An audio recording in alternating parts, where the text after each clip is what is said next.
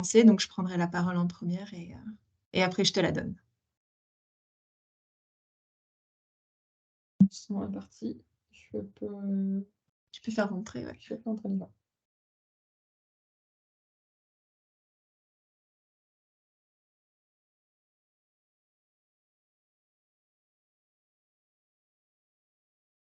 Bien, bonjour à tous. Je suis Clara Talieu, chargée de mission à l'Observatoire régional de la biodiversité du Grand Est. Donc, je vous souhaite la bienvenue dans l'œil de l'Observatoire de la biodiversité du Grand Est. Cette semaine, les membres du collectif régional pour la biodiversité et ses partenaires ont souhaité vous présenter des espèces ou des groupes d'espèces suivis dans le cadre de l'Observatoire. Donc, parmi les différentes actions qui sont menées sur la biodiversité, la région Grand Est s'est engagée dès 2016 dans la structuration d'un observatoire régional de la biodiversité. Cet observatoire, il a pour vocation à améliorer la connaissance sur la biodiversité et aussi à suivre son évolution dans le temps. Donc, un des objectifs est bien de permettre une acculturation progressive régionale des enjeux liés à la biodiversité et ainsi favoriser l'action sur le territoire. Donc, vous assistez cet après-midi à la 3e présentation sur une série de 8 qui sont répartis sur l'ensemble de la semaine sur 2 créneaux fixes, un à 9h30 jusqu'à 10h et un deuxième l'après-midi de 13h30 à 14h. Le programme complet de la semaine est disponible sur la plateforme biodiversitégrandest.fr. Donc, afin d'introduire le sujet d'aujourd'hui, je vais laisser la parole du coup à Giacomo Jiménez, qui nous parlera du suivi de populations de chauves-souris en hibernation dans le Grand Est. Donc, cette présentation durera 20 minutes et sera suivie par 10 minutes de questions. Et je vous invite à poser vos questions dans le chat afin que les modérateurs et moi-même puissions les collecter. Giacomo, je te laisse la parole du coup. Ton micro, s'il te plaît.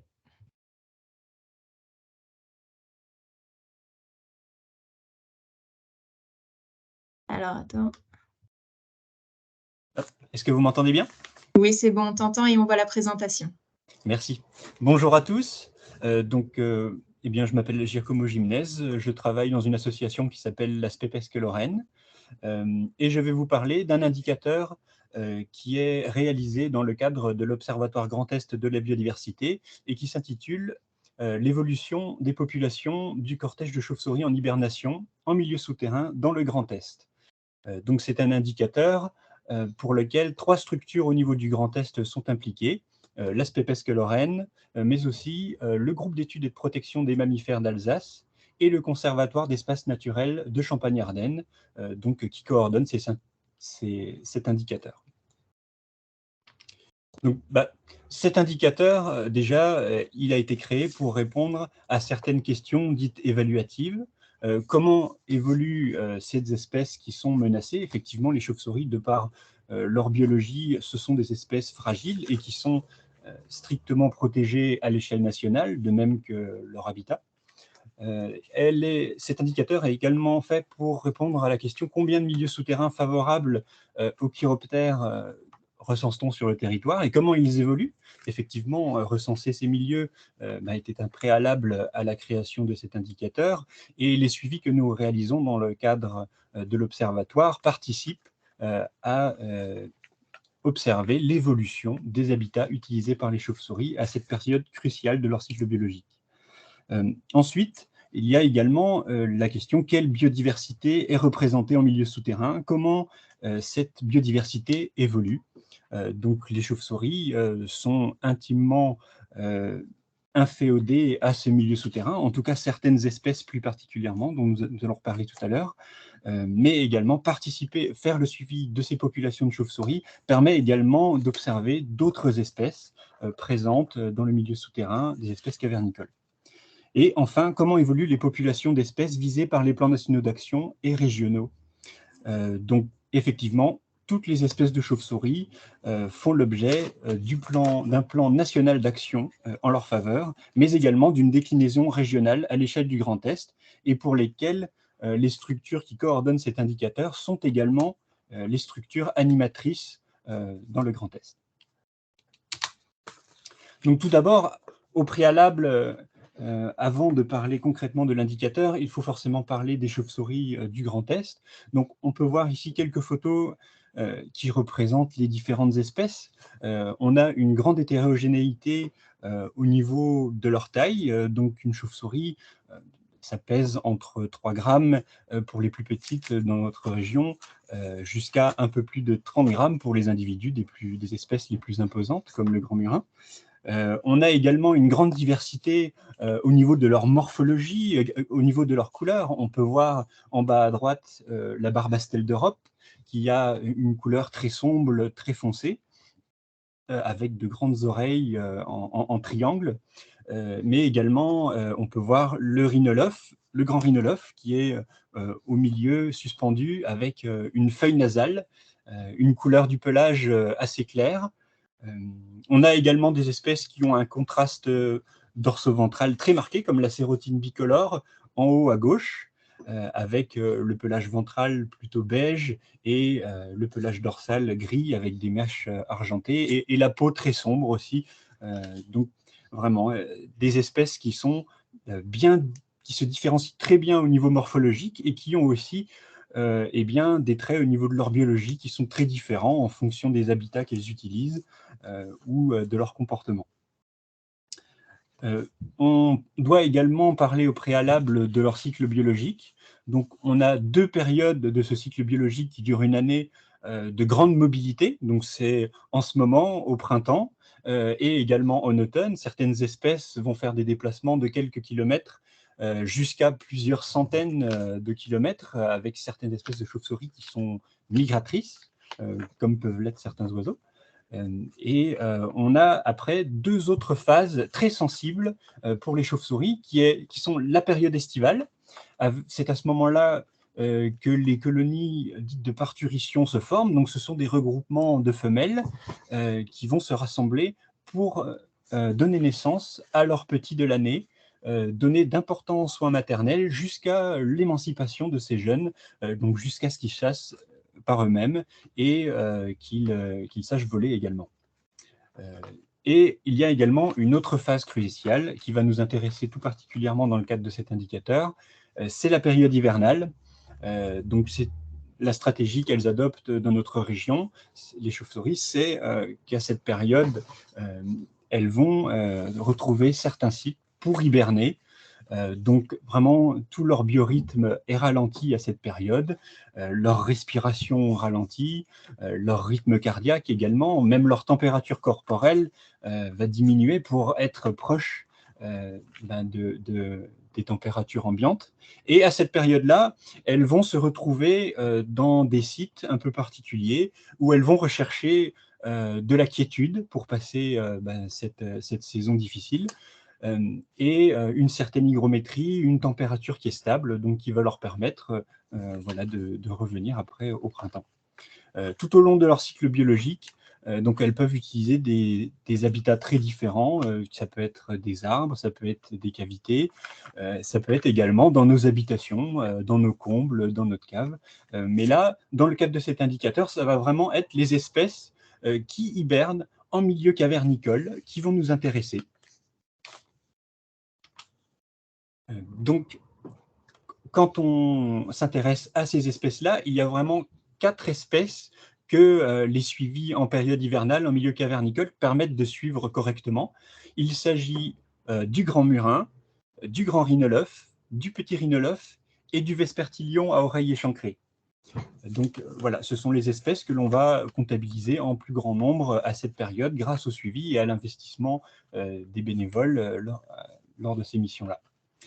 Donc, tout d'abord, le premier travail qui a dû être réalisé dans le cadre de cet indicateur, c'est d'inventorier les milieux naturels propices à ces espèces dans le Grand Est. Donc, sur plus de 13 000 sites d'hibernation recensés, nous avons dû faire un choix et nous avons été aidés en cela par des chercheurs de Montpellier spécialisés sur ces questions pour après créer un échantillonnage, c'est-à-dire sur le panel de sites pour lesquels on avait connaissance de présence de chauves-souris en hiver, lesquels devaient être suivis, pour quelles raisons, comment les choisir. Et donc, avec ce travail-là, nous avons axé nos recherches sur les sites qui bien, abrite les plus grandes populations de ces 4 espèces que j'ai citées, mais également des sites qui présentent une certaine potentialité pour l'hibernation, afin de ne pas figer les sites suivis en l'état de nos connaissances actuelles, mais potentiellement d'anticiper des mouvements de population en fonction de nos connaissances. Donc, au total, 155 sites sont à présent suivis annuellement et font partie de notre échantillonnage régional. Donc, grâce aussi au suivi qui était fait avant l'Observatoire de la biodiversité, aujourd'hui, nous sommes capables de faire des tendances de population sur les 4 espèces présentées sur une vingtaine d'années, un peu plus de 20 ans. Et sur les 155 sites suivis annuellement, plus de 17 000 chauves-souris, voilà, pour avoir un ordre de grandeur, ont été comptabilisées en 2022. Bien entendu, cet indicateur ne pourrait pas avoir ces résultats-là sans l'investissement bénévole qui est représenté à hauteur d'environ 2000 heures engagées annuellement. Donc voilà quelques photographies des suivis hivernaux et puis certains sites voilà, qui représentent voilà, les sites suivis dans le Grand Est. Donc il y a les anciens ouvrages militaires qui représentent une bonne partie des sites que nous suivons à cette période. Il y a également les grands réseaux de carrières, de mines, d'autres vestiges militaires tels que des sapes, des anciens tunnels, mais également eh bien, des fois des sites de petite dimension chez des particuliers. Donc on peut voir la deuxième photo en partant de la gauche. Voilà, c'est un regroupement de 200 petits rhinolophes au niveau d'une cave chez un particulier. Donc, comment se passent ces suivis? Donc, pour certains sites, nous devons être en petits groupes parce que il n'y a pas besoin d'être énormément, ils sont simples à suivre et être plus nombreux pourrait déranger les chauves-souris en léthargie à cette période-là. Pour d'autres, en revanche, qui représentent de grands volumes et qui sont vraiment très grands, plus de 80 hectares pour certains sites, eh bien là par contre, il y a des week-ends organisés avec de nombreux bénévoles, avec des personnes expérimentées et des personnes novices qui accompagnent et qui également se forment à l'identification des chauves-souris. Donc ça demande certaines compétences à avoir et certaines attentions. Ça demande de connaître naturellement, de savoir identifier les chauves-souris, ce qui n'est pas évident, même en léthargie alors qu'elles sont immobiles. Ça demande à peu près 3 hivers de comptage pour vraiment être autonome sur l'identification des chiroptères. Ça demande également une prise en compte du patrimoine historique. On l'a vu juste avant, on a peu de cavités naturelles dans le Grand Est, mais on a des sites qui sont chargés d'histoire, issus de la Première Guerre mondiale, ou alors de l'exploitation minière et de carrière. Donc il faut respecter tout cela. Il y a également d'autres espèces que les chauves-souris qui sont présentes. Je vais vous les présenter la diapositive d'après, mais il faut y faire attention également. Il y a également la connaissance des usagers, des propriétaires. Donc, par exemple, il y a des contacts qui sont pris avec l'armée pour certains sites, ou des collectivités également, mais aussi des propriétaires privés. Il y a des connaissances au niveau des techniques d'inventaire. Par exemple, lorsqu'il y a d'importants regroupements, on peut faire appel à des photographies, donc ça permet de rester moins longtemps sur place, de moins déranger les populations de chauves-souris, et après de réaliser un comptage sur photo, donc, qui permet d'être plus efficace et plus précis au niveau du comptage. Il y a également des compétences en spéléologie, vous l'avez vu sur la diapositive d'avant, sur certains sites, on doit progresser sur corde, et il y a également les compétences à avoir au niveau de la gestion d'équipe, savoir orienter les personnes sous terre, savoir aussi eh bien, les guider dans ces milieux un peu particuliers. Voici quelques autres espèces rencontrées lors des comptages hivernaux. Donc, on peut voir le loir, le renard, on peut voir également la chouette hulotte. Il y a des amphibiens également, comme la salamandre tachetée. On peut voir également que certains pois d'eau peuvent abriter des larves. Il y a également une entomofaune, comme Scoliopteryx libatrix, la découpure, ou d'autres papillons, même le pan du jour également peut être présent sous terre, où il y a également des araignées comme Metamenardi qu'on le rencontre la plus souvent. Nous allons à présent passer aux résultats, là qui sont réalisés entre l'année 2000 et l'année 2022. Donc là, pour le premier cas, c'est le petit rhinolophe. On peut voir sur la carte à gauche, à chaque fois, c'est la répartition des mailles qui sont prospectées durant les suivis hivernaux, avec une couleur. Plus on va vers du rouge écarlate, plus on est sur des effectifs comptabilisés qui sont élevés. Et à l'inverse, certains sites, certaines mailles ne sont même pas représentées parce que cette espèce-là n'est pas présente également sur tout le territoire. Donc là, on peut voir que les populations principales de petits rhinolophes sont situées en Champagne-Ardenne, en Lorraine, sur le territoire lorrain, très peu en Alsace. Donc c'est une espèce qui, dans les années 50, avait très fortement régressé pour totalement disparaître du Benelux. Et là, on peut voir que sur les 20 dernières années, on a une augmentation, alors qui est nuancée. Entre l'année 2000 et l'année 2015, on a quelque chose d'assez linéaire, une augmentation continue, mais entre 2015 et 2022, nous sommes arrivés sur un plateau. Donc c'est une espèce également qui est à surveiller, à savoir si cette stabilisation annonce une future augmentation ou alors une diminution à venir. Donc les prochains suivis annuels nous donneront cette réponse. Il y a également le grand rhinolophe, donc, qui lui a également une tendance très positive. On peut voir également qu'au niveau de sa répartition, elle n'est pas homogène sur le territoire, avec vraiment le territoire meusien pour lequel cette espèce est bien représentée, le nord de la Moselle, mais aussi la Champagne-Ardenne, où le grand rhinolophe est présent au niveau des réseaux de carrières. C'était une espèce également emblématique des anciens forts militaires, des anciens vestiges de la guerre, des sapes, dans lesquels on le rencontre, et donc qui montre une progression assez linéaire, lui par contre, entre 2000 et 2020. Pareil pour le vespertilion à oreiller chancré, donc sa tendance est très positive.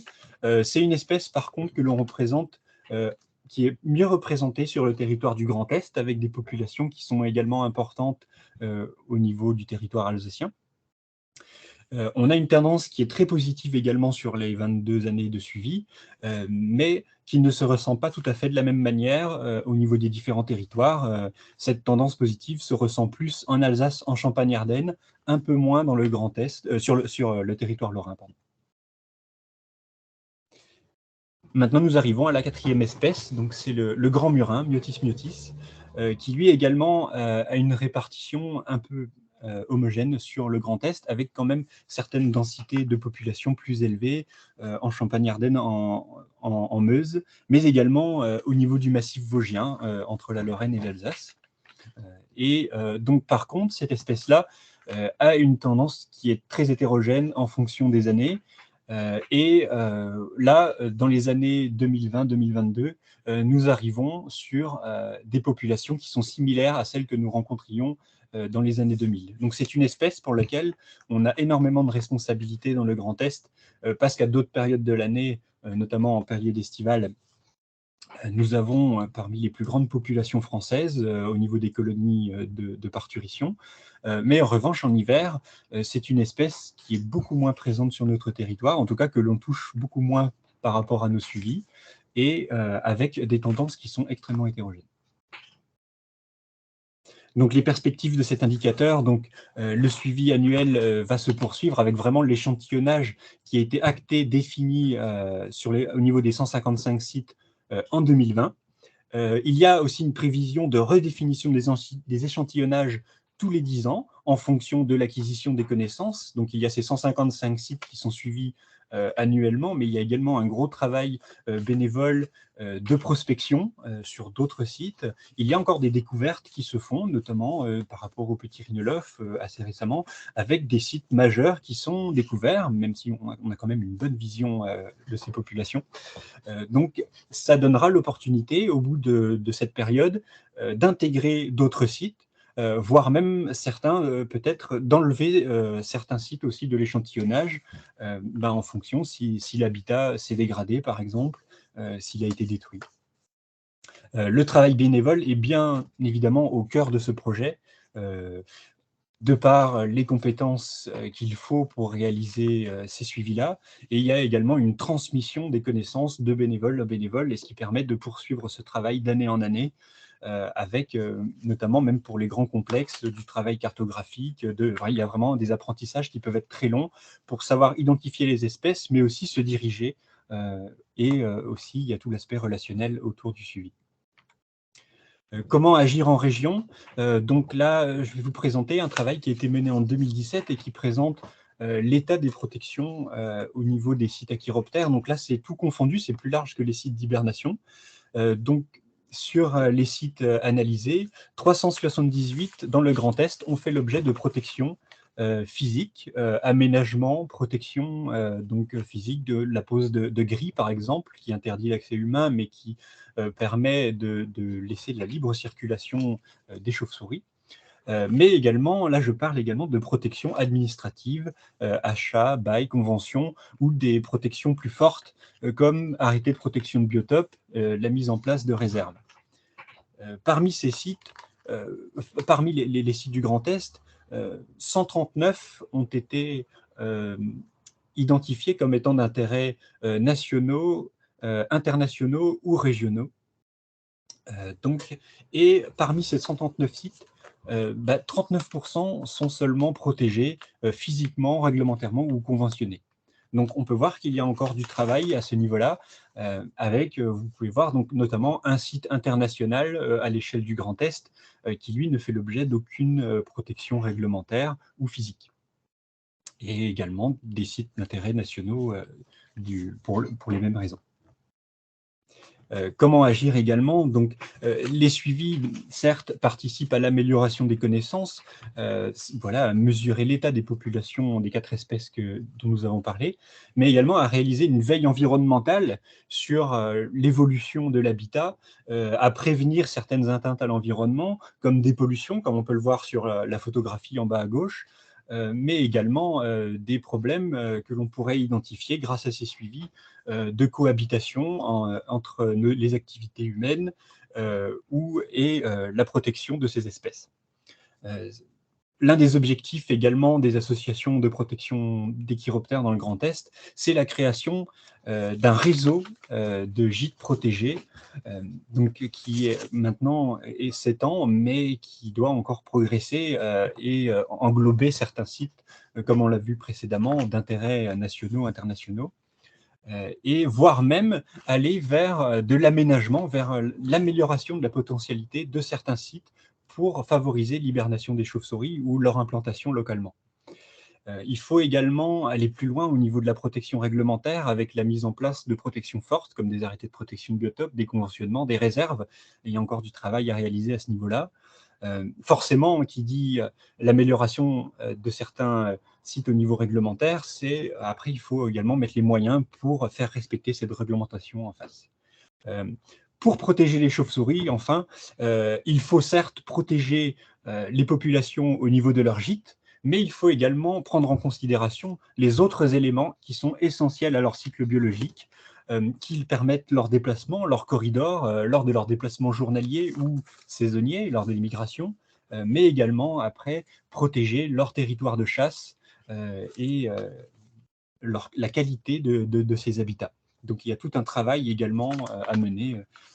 Il ne faut pas rester focalisé sur les espèces au niveau de leur site souterrain, mais également après en sortir et protéger l'environnement d'une manière générale. Donc voilà, voilà pour la présentation de cet indicateur. Donc on a pu voir que certaines espèces présentaient des tendances plutôt positives ces 20 dernières années, mais il y a quand même eu une très forte régression dans les années 50.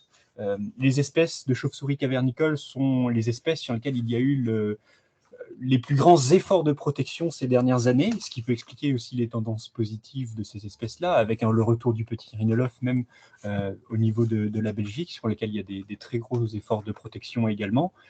Mais par contre, il y a aussi d'autres espèces qui font l'objet d'autres indicateurs dans le cadre de l'observatoire, notamment les espèces de haut vol, les pipistrelles, les sérotines, les noctules, qui, elles, on le verra peut-être ces prochaines années dans le cadre de ces indicateurs, ont des tendances qui sont très négatives et sur lesquelles il faut aussi avoir des mesures de protection.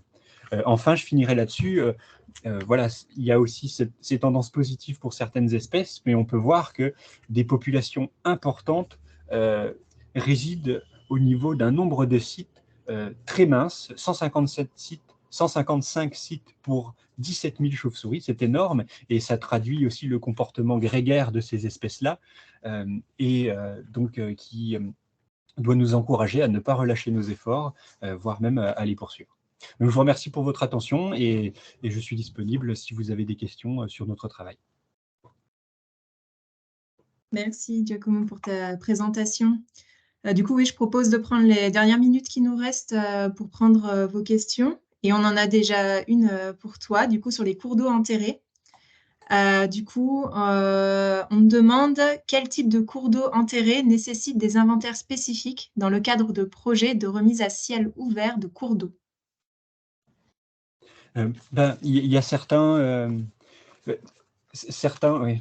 C'est pas évident, c'est pas caractérisé, mais effectivement, si on a des cours d'eau enterrés, ça veut peut-être dire qu'il y a également des volumes qui sont hors d'eau au niveau, et il peut y avoir des populations au niveau de ces sites-là. Par exemple, on a des colonies de chauves-souris dans des réseaux d'égouts, par exemple, au niveau des plaques d'égouts, qui peuvent trouver les conditions thermiques propices pour la mise bas des jeunes et leur élevage. Donc, il faut être vigilant à ce que ces réseaux enterrés ne soient pas vérifier les enjeux chiroptérologiques avant les travaux. Très bien, merci. Je ne sais pas si vous avez d'autres questions, n'hésitez pas à les poser dans le chat. Vos micros sont volontairement coupés. Donc, il nous reste 2 minutes pour prendre une dernière question. J'ai une question sur d'autres espèces sont suivies à part les 4 présentées dans le cadre de cet indicateur. Tout à fait. Lors de nos recensements, on identifie bien et on comptabilise toutes les espèces de chauves-souris. Donc, c'est bien plus large que les 4 espèces que j'ai présentées.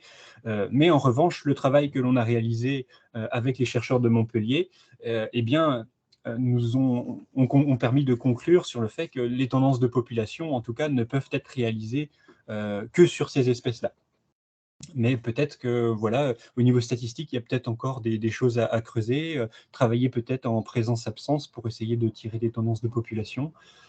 Donc, ça reste à réfléchir, à voir en fonction aussi de l'évolution des populations de chauves-souris.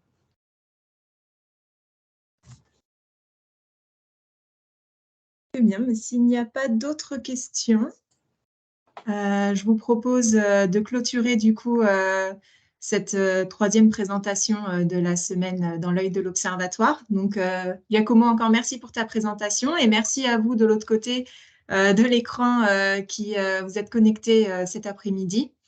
Pour ceux qui le souhaitent, je vous donne rendez-vous du coup demain matin à 9h30 pour une présentation sur les orthoptères en Grand Est. Et demain après-midi à 13h30 pour la 4e présentation sur le sonneur à ventre jaune. Donc, vous pouvez retrouver tout le programme de la semaine au lien indiqué en début de chat sur la plateforme biodiversitégrandest.fr. Vous avez également pour chaque événement les liens de connexion pour chaque présentation. Voilà. Merci à tous encore une fois et bon après-midi et peut-être à demain. Au revoir, merci. Au revoir.